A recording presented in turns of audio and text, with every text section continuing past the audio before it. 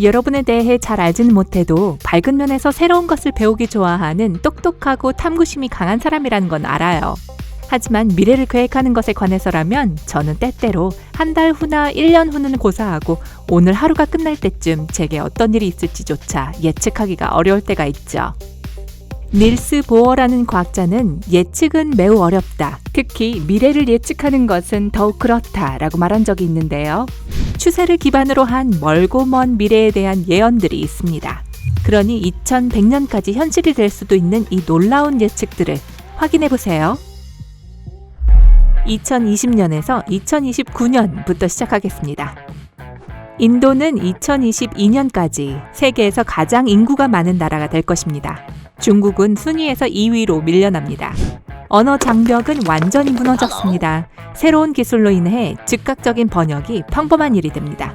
스마트폰이 여러분을 대신하여 인도네시아어로 말합니다. 여러분은 세상의 어느 누구한테나 전화를 걸 수 있고 상대방은 잘못 걸린 전화도 이해할 수 있게 되죠. 2020년까지 세계에서 가장 높은 건축물의 공사가 완성됩니다. 사우디아라비아의 제다 타워 꼭대기는 1km의 높이로 지구 위로 우뚝 솟아있습니다. 실제로 말아서 가지고 다닐 수 있는 획기적인 스크린 스크롤이 기존의 태블릿을 대체합니다. 초박형 디지털 디스플레이는 비디오, 이미지 및 텍스트를 재생하고 인터넷을 검색할 수 있게 해줍니다. 여러분의 자동차는 일반 교통 시스템에 완전히 통합됩니다. 교차로에서 안전을 위해 신호등과 교신할 뿐 아니라 다른 차와도 교신해 사고를 예방합니다. 게다가 자동차는 가장 저렴한 가격의 주유소를 찾을 줄 압니다. 그리고 지불도 알아서 처리하죠. 또한 차가 고장나면 3D 프린터의 도움으로 필요한 교체 부품을 쉽게 인쇄할 수 있습니다.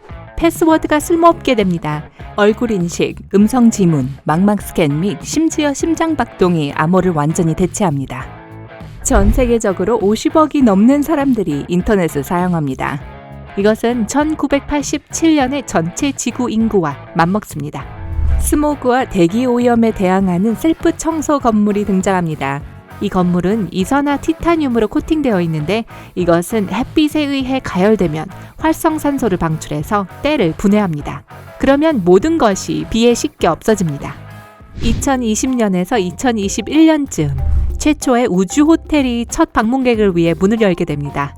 잠깐만요. 그건 나쁜 생각 같은데요. 사람들이 진공 속으로 빨려 들어가게 될 거예요. 대신에 에어록은 어떨까요? 방법은 어쨌든 간에 우주에서 지구를 보려면 12일 여행에 약 95억 원이 들 것입니다.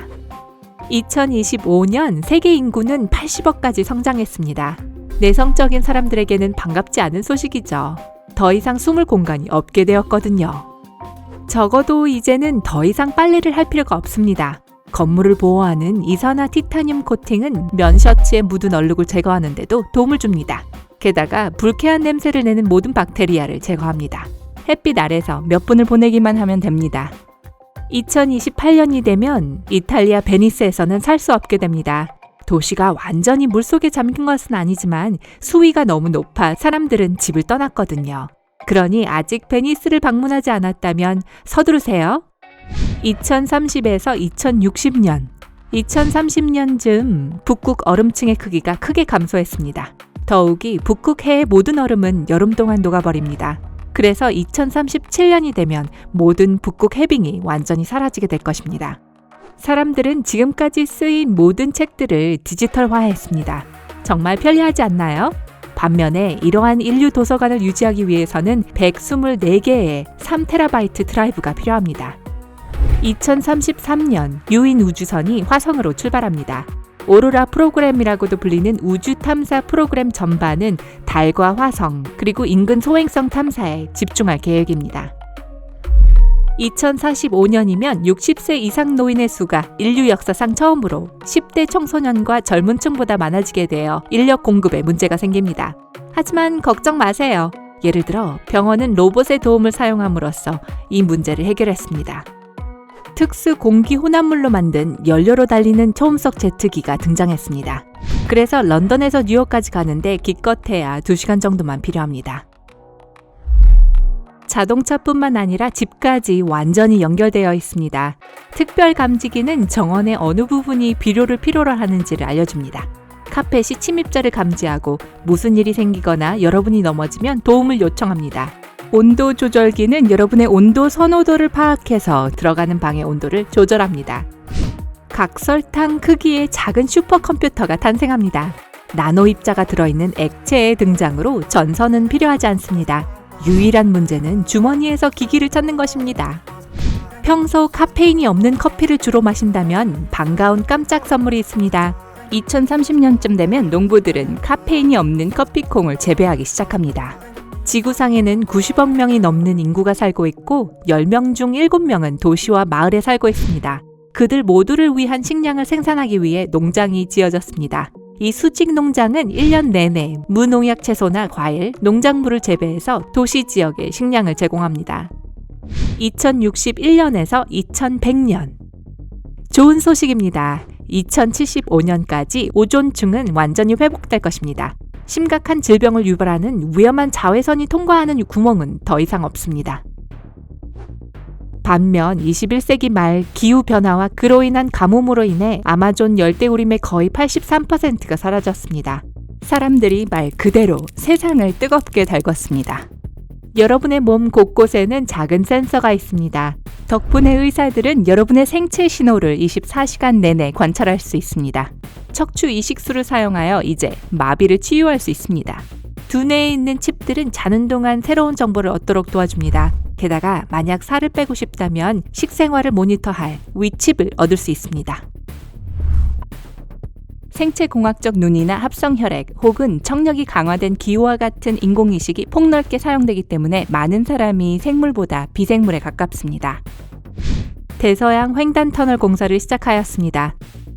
이론적으로 시속 6,437km에 이를 수 있는 자기부상 열차의 도움으로 미국에서 유럽까지 가는데 1시간도 걸리지 않습니다. 많은 동계올림픽 개최지가 행사를 개최하기에 부적합해졌습니다. 정기적인 눈이 내리지 않아 많은 겨울 스포츠가 실내로 옮겨졌습니다. 2100년이 되면 전 세계가 극초음속 튜브 열차로 연결되게 됩니다. 자기부상 열차와 기송관의 특징을 활용합니다. 이 기차는 폐쇄된 튜브 안에서 공중부양한 상태로 자기장의 도움으로 앞으로 나가게 됩니다.